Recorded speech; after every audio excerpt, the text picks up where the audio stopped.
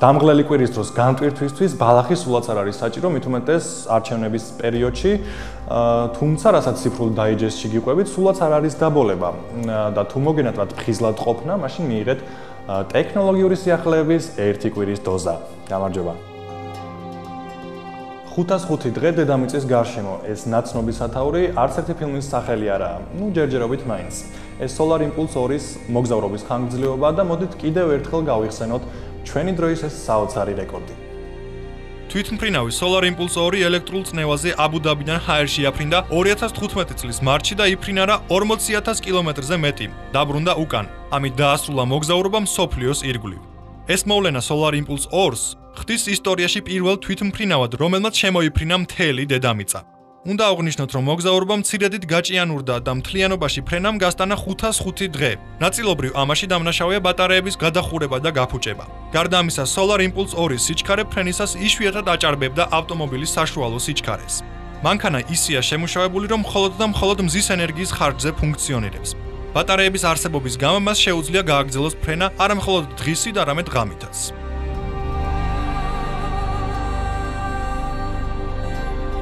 მოდულური ტექნოლოგიები ადგილს იმკვიდრებენ ფაქტობრივად ყველა სფეროში, სადაც შესაძლებელია.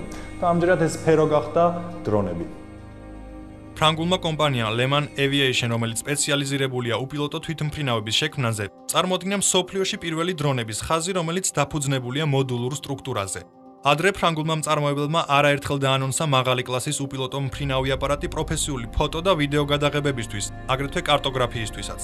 ახალი მოდელები კი თავიანთ თავში მოიცავენ ყველაფერს საუკეთესოს წინამორბედთაგან და ექნებათ საგრძნობი უპირატესობა მათთან შედარებით. მოდულური დრონები ისეა მოწყობილი, რომ მათი ფუნქციის დიდი ნაწილი შესაძლოა შევცვალოთ ალტერნატიულით. თქვენ არ გჭირდებათ ავტოპილოტი, ამოიღებთ მასთან დაკავშირებულ ბლოკს და შეცვლით მეორით. თქვენ არც კამერა გჭირდებათ, მოხსნით მის დასამაგერებელს და იქ დააყენებთ სხვა ნებისმიერ ხელსაწყოს. შესაძლებელია დრონის ფრთების მოხსნაც, რაც მას ტრანსპორტირებისთვის უფრო მოსახერხებელს ხდის. დრონს შეუძლია იფრინოს 25 კილომეტრის რადიუსში ოპერატორისგან 45 წუთის მანძილზე მთელი დატვირთვით. ამ დროის განმავლობაში ის მონაცემებს გადასცემს უმავთულო პროტოკოლის მეშვეობით. მოდელი LA500AG კარტოგრაფირებაზეა მორგებული და ის გამოიყენება სოფლის მეურნეობაში, რაც ადასტურებს სენსორის არსებობას მოსავლის ზრდის მონიტორინგისთვის. LA500RTK კი აღჭურვილია Sony A6000 24.3 მეგაპიქსელიანი კამერით APS-C სენსორზე. რაც შეეხება მოდულური დრონების ფასებს, ისინი იწყება $3490-დან საბაზისო მოდელზე. შედარებისთვის, მოდელი პროფესიონალური ფოტოკამერით თქვენ დაგიჯდებათ $5990. სოფლის მეურნეობის დრონი კი $7990. ახალი დრონების გაყიდვა დაიწყება მიმდინარე წლის მეოთხე კვარტალში.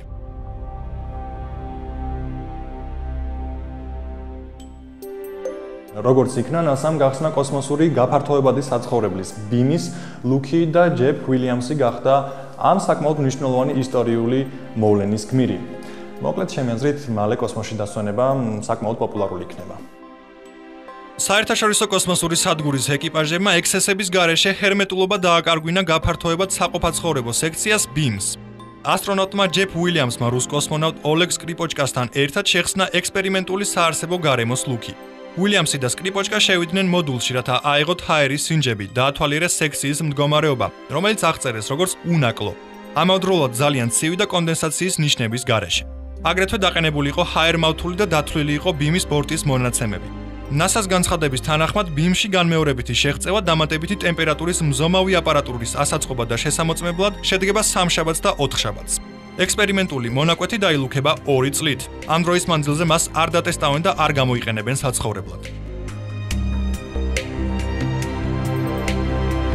როგორც წესი იმისთვის, რომ შექმნა რაღაც ახალი, საჭიროა კარგი იდეა, ამბიცია და ბევრი ფული. ამ სამ ფაქტორს ნამდვილად არუჩივის სკანდინავიური ქვეყანა და ნორვეგიამ შეიმუშავა საკმაოდ ამბიციური გეგმა, რაც მდგომარეობს იმაში, რომ წყალქვეშა გვირაბების ქსელების დახმარებით ბორანებს შეუმსუბუქონ მუშაობა და ამით საგრძნობლად შეამცირონ მათი რაოდენობა. ბორანები საჭიროა, მაგრამ როდესაც მათი რაოდენობა ძალიან დიდია, ისინი უშლიან ხელს გამავალ გემებს, რადგან ბევრნი გროვდებიან ერთსა და იმავე ადგილზე. პლუს ამას ეს არც ისე ლამაზია. მათი მეშვეობით მოგზაურობა კი 2-ჯერ ან 3-ჯერ უფრო ხანგრძლივი და დამღლელია.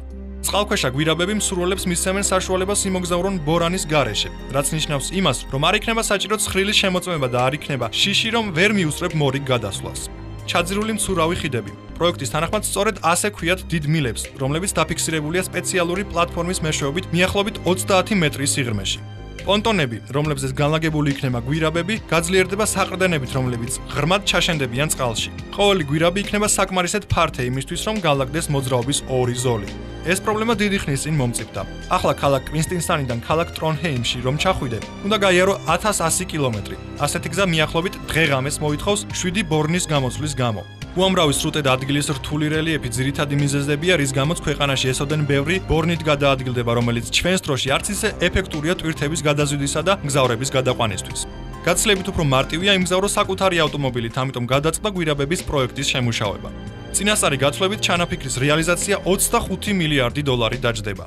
სამაგიეროდ 2035 წლისთვის დრო, რომელსაც ადამიანები ატარებენ გზაში, შემცირდება ორჯერ და ეს ყველაფერი წყალქვეშა გვირაბების მეშვეობით. ჩნდება კითხვა, რატომ არ შეიძლება ჩვეულებრივი ხიდების აშენება? დაიხარჯება გაცილებით ნაკლები ფული და ყველაფერი გაკეთდება უფრო მოკლე დროში. პასუხი მარტივია. ადგილის თავისებურებათა და კლიმატური პირობების გამო ხიდები არც ისე კარგი ვარიანტია.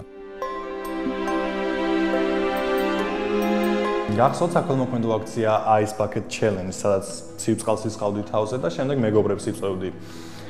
რა თქმა უნდა, გახსოვთ და ამ ყველაფერს უშედეგოდ არ ჩაუვლია. Guardian-ის თანახმად აქციის დროს შეგროვებული თანხით მეცნიერების ჯგუფმა შეძლო მუტაციის გენის აღმოჩენა, რომელიც დაკავშირებულია იშვიათი დაავადების გვერდითი ამიოტროფიული სკლეროზის განვითარებასთან, რომელიც ცნობილია როგორც ლუ გერიგის დაავადება. ფლეშმობი, რომელიც დაიწყო როგორც ჩვეულებრივი ხუმრობა, გავრცელდა მთელს პლანეტაზე, როგორც საშიში ვირუსი. მისი არსი მდგომარეობდა იმაში, რომ ადამიანს უნდა გადაესხა ყინულივით ცივი წყალი. შემდეგ დაედო ეს ვიდეო ქსელში და გადაერიცხა $10 გვერდითი ამიოტროფიული სკლეროზის შესწავლის საქველმოქმედო ფონდში.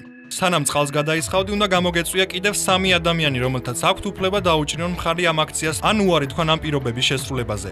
უნდა ითქვას, რომ წყალს ისხავდნენ არა მხოლოდ ჩვეულებრივი ადამიანები, არამედ განთქმული პიროვნებებიც, ისეთები როგორიცაა ბილ გეიტსი, მარკ ცუკერბერგი, სტივენ კინგი, ჯორჯ ბუში, ვინ დიზელი და სხვები. კამპანიის მსვლელობისას შესაძლებელი გახდა $100 მილიონ-ზე მეტის შეგროვება. ლუ გერიგის ავადმყოფობის შესწავლელმა ინსტიტუტმა მიიღო 10-ჯერ უფრო მეტი სახსრები, ვიდრე გასული წლის იმავე პერიოდში. მიღებული ფულით 80 მეცნიერმა 11 ქვეყნიდან შეძლო ჩაეტარებინა 1000 დაავადებული პაციენტის სრული ანალიზი, აგრეთვე 7000 ჯანმრთელი ადამიანის. კვლევების შედეგების მიხედვით ლუ გერიგით დაავადებულებს აღმოუჩინეს NEC1 გენში მუტაცია. მიღებული ინფორმაცია მეცნიერებს მისცემს შესაძლებლობას ახლებურად შეხედონ ავადმყოფობის განვითარების მექანიზმს და მომავალში გახდეს დიაგნოსტიკური და სამკურნალო მეთოდების დამუშავების საფუძველი. სასიხარულო იმის გააზრება, რომ ისეთი აქცია, როგორიცაა Ice Bucket Challenge, არა მხოლოდ ართობს ადამიანებს, არამედ მეცნიერებისთვის მოაქვს საგრძნობის სარგებელიც. იმ შემთხვევაში, თუ მეცნიერებმა ნამდვილად მოძებნეს ლუ გერიგის ავადმყოფობის განვითარების მიზეზი, მაშინ ამ დაავადებით დასნეულებულებს შესაძლოა გაუჩნდეთ ნათელი მომავლის იმედი. ყველაზე ცნობილი ადამიანი, რომელსაც აქვს გვერდითი ამიოტროფიული სკლეროზი, არის ფიზიკოსი სტივენ ჰოკინგი.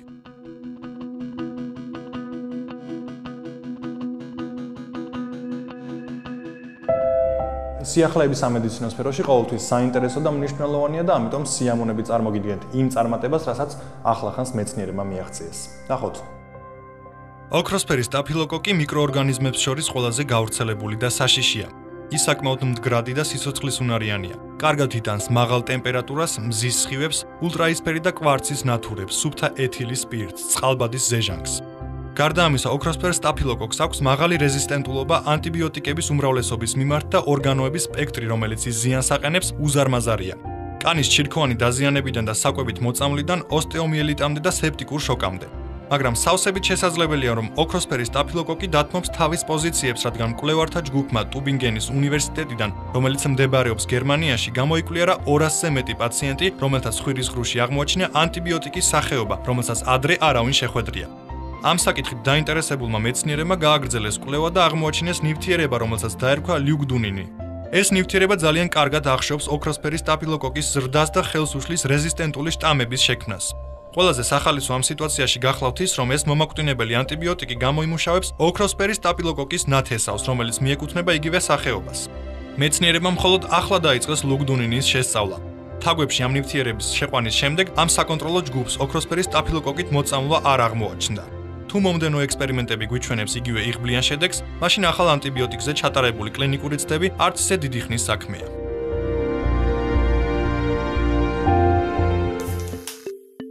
Xiaomi არაპირებს გაჩერებას და ბრენდის გაუმჯობესებას თავისი ახალი პროდუქტებით ცდილობს. და როგორც ყოველთვის ხდება ხოლმე, ისინი გაეჯიბრებიან საუკეთესოებს, რათა თავად გახდნენ ისინი. ასე რომ კუპერტინოელებს კიდევ ერთი ღირსეული კონკურენტი გამოუჩნდათ. პეკინში დაიწყო გრანდიოზული ღონისძიება, რომლის მსვლელობისას კომპანია Xiaomi-მ ორი ახალი პროდუქტი წარადგინა: სმარტფონი Xiaomi Redmi Pro და ნოუთბუქი Mi Notebook Air. Xiaomi-s მარკის სმარტფონებს ჩვენ უკვე შევეჩვიეთ, მაგრამ მეორე პროდუქტმა მიწვეული პუბლიკის განსაკუთრებული ყურადღება მიიპყრო. Mi Notebook Air წარმოადგენს ძალიან თხელ ნოუთბუქს.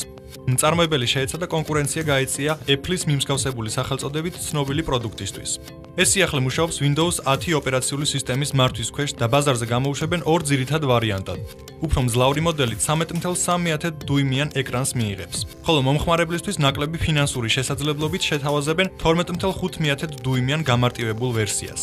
მიუხედავად იმისა, რომ ნოუთბუქი სულ რაღაც 14.8 მმ სისქისაა და იწონის 1.28 კილოგრამს, 13.3 დუიმიანი ვარიანტი მოიცავს მძლავრ ჩიპს Intel Core i5 6200U, დამაჩქარებელს Nvidia GeForce 940MX, 1 GB GDDR5-ის მეხსიერებით, 8 GB ოპერატიულ მეხსიერებას, 256 GB-იან SSD-ის გაფართოების პლატის ფორმატში PCI Express. შემქმნელების განცხადებით 40 ვატ-საათის მოცულობის აკუმულატორი საკმარისია იმისთვის, რომ ნოუთბუქი უზრუნველყოს 9.5 საათი ავტონომიური მუშაობისთვის.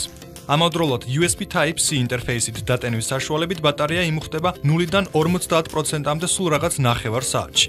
რაც შეეხება 12.5 დუიმიან ვერსიას, ამ მოდელს აქვს კიდევ უფრო მოკრძალებული გაბარიტები, 12.9 მმ სისქით და 1.7 კილოგრამი მასით ეს ნოუთბუქი გახდება ძალიან კომფორტული თანამგზავრი. მომხმარებლის განკარგულებაში იქნება Intel Core M3 პროცესორი, 4 GB ოპერატიული მეხსიერება, 128 GB SSD, 1 USB 3.0 პორტი.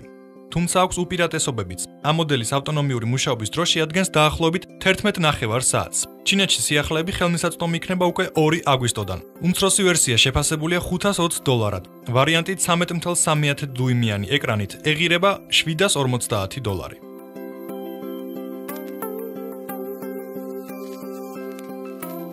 საათი, რომელიც Kickstarter-ზე გამოჩნდა ცოტა ხნის წინ, ჩვენი ყურადღების ცენტრში მოექცა და თავად დარწმუნდებით რატომაც. ეს უბრალოდ უნდა ნახოთ. თითქოს და აირდამუხტული ნათურიანი ინდიკატორები სამუდამოდ წარსულს ჩაბარდნენ, მაგრამ ამას არ ეთანხმება შოტლანდიელი ელექტრონული ინჟინერი ტონი ადამსი. წინა წლების რელიქვიებს დაუმატა რამდენიმე თანამედროვე ტექნოლოგია და შექმნა ლევიტაციის მქონე მანათობელი საათები სტიმპანკის სტილში, რომლებმაც უკვე შეავსეს საკმაოდ მრავალრიცხოვანი მფრინავი ნივთების ხაზი ყოფით გარემოში. მაგნიტური ბალიშებისთვის ინჟინერმა საათების ქვედა ნაწილში დაამონტაჟა იშვიათად დამიწებული მაგნიტები და ელექტრომაგნიტების მეშვეობით მოახდინა ობიექტის სტაბილიზირება სივრცეში. მაგნიტები იკვებებიან ენერგიის წყაროდან, მაგრამ გამორთვის შემთხვევაში აქვთ სარეზერვო კვების წყარო, აკუმულატორის ბატარეა, რომელიც 30 საათის მუშაობაზეა გათვლილი. აირდამუხტული ინდიკატორები უმავთულო არხით იღებენ ენერგიას საყრდენიდან დისპლეიმდე სპილენძის ინდუქციური გორგოლაჭის მეშვეობით. დროის ანარეკლი ფორმირდება საყრდენში, რომელიც მოქმედებს დისპლეისთან ერთად ინფრაწითელი სიგნალის მეშვეობით. დრო ინიშნება ღილაკზე დაჭერით ან სმარტფონის დადებით. ტონი ადამსი თანდათანობით ზრდის თავის უჩვეულო ნივთების წარმოებას. Kickstarter-ის დახმარებით ის პოტენციურ მყიდველებს თავაზობს მოწყობილობას ორ ვარიანტში: 5 ლამპით, სადაც გამოსახულია საათები და წუთები და 1 ლამპიანი ვერსია შუქურით, სადაც თანმიმდევრობით გამოდის საათები, წუთები და წამები. მათი ღირებულება შესაბამისად იქნება $463-დან $562-მდე. წარმატების შემთხვევაში საცალო გაყიდვა შესაძლოა დაიწყოს დეკემბერში. ხანდახან ტექნოლოგიური სიახლე შეიძლება იყოს სევდიანი და ეს სწორედ ის მომენტია. მოდით წუთიერი დუმილით მივაგოთ პატივი 10 უკვე გარდაცვლილ კასეტურ ვიდეო მაგნიტოფონებს. გამაგრდით ძმაო. თუ კი რომელიმე ტექნოლოგია ძველდება, უნდა გავიდეს გარკვეული დრო, სანამ ის საბოლოოდ გარდაიცვლება. ასე სულ 5 წლის წინ იქეთა სამყაროში წავიდა ბოლო საბეჭდი მანქანა და აი როგორც ჩანს, დროა დავემშვიდობოთ კასეტურ ვიდეო მაგნიტოფონს. ერთადერთმა ცოცხლად დარჩენილმა ვიდეო მაგნიტოფონების მწარმოებელმა იაპონურმა კომპანიამ Funai Electric განაცხადა ამ თვეში მათი წარმოების სრულ შეწყვეტაზე. ვიდეო მაგნიტოფონური თემატიკით Funai მოღვაწეობა დაიწყო 1980 წელს, როდესაც სამყარომ ნახა მათი პირმშო CVC პლეიერი, მსოფლიოში პირველი კომპაქტური კასეტური მაგნიტოფონი, რომელიც VHS-ის და Betamax-ის კონკურენტი გახდა. უამრავმა იაპონურმა სატელევიზიო კომპანიებმა გამოიჩინეს ინტერესი CVC ტექნოლოგიისადმი, როდესაც მისი მეშვეობით აშუქებდნენ იაპონელი ალპინისტების ასვლას ევერესტზე. 1993 წლიდან ფუნა იწყებს საკუთარი კასეტური ვიდეომაგნიტოფონების სერიულ გამოშვებას. ვიდეომაგნიტოფონმა მედია რევოლუციაც მოახდინა, როდესაც მომხმარებლებს შესაძლებლობა მისცა ტელეპროგრამების ყურებისა მათთვის ხელსაყრელ დროს. სერიული წარმოების დასაწყისთან დაკავშირებულია ცნობილი სასამართლო პრეცედენტი. 1983 წელს ამერიკის უმაღლესმა სასამართლომ განიხილა რა Sony Corporation-ის საჩივარი Universal City Studios წინააღმდეგ. გამოიტანა ვერდიქტი, რომელიც იძლევა ნებართვას პირადი ხმარებისთვის ვიდეო მასალების შექმნასთან დაკავშირებით. ფუნაის ვიდეომაგნიტოფონების წარმოების გაჩერების მიზეზები ბანალურია. მოთხოვნის დავარდნა და სათადარიგო ნაწილების ყიდვის სირთულეები. მაგრამ ეს არ ნიშნავს, რომ ვიდეომაგნიტოფონის მომხმარებლებიც გაქრებიან. კიდევ არიან არც ისე ბევრნი, ვისთვისაც ეს მოწყობილობები გახდა მათი წარსულისა და აწმყოს ნაწილი, სადაც ყოველთვის არის ადგილი ვიდეოსთვის, რომელიც აღბეჭდილია კასეტაზე. როცა პირველად ვითამაშე Life is Strange, gameplay-ით, სიუჟეტით და სასიამოვნო მუსიკით მოხიბლული დავჭი და გამიჩნდა გრძნობა, რომ ამ თამაშის მიხედვით საკმაოდ საინტერესო ფილმის გადაღება იქნებოდა შესაძლებელი.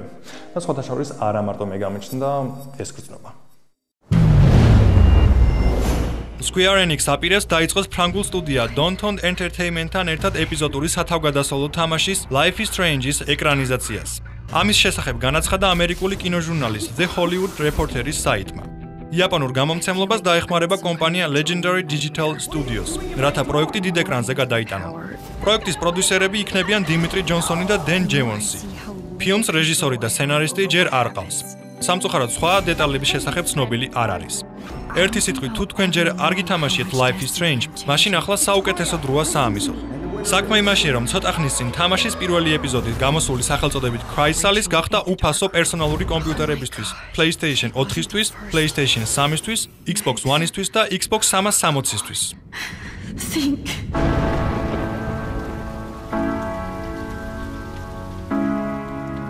I need to change fast to make it right again.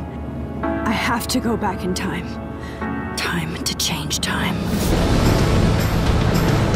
I know exactly where I'm going! So we could get real justice, and nobody is gonna get in my way. I'm with you to the end, Chloe. Nathan is dangerous. Where is he? Warren, do you believe me? Of course I believe you. You're the most amazing person I've ever met. I think that the storm started, everything started when I found out I could rewind time. All this destruction is my fault. I can't let that happen. I can still change things. I just wish I could trust my powers.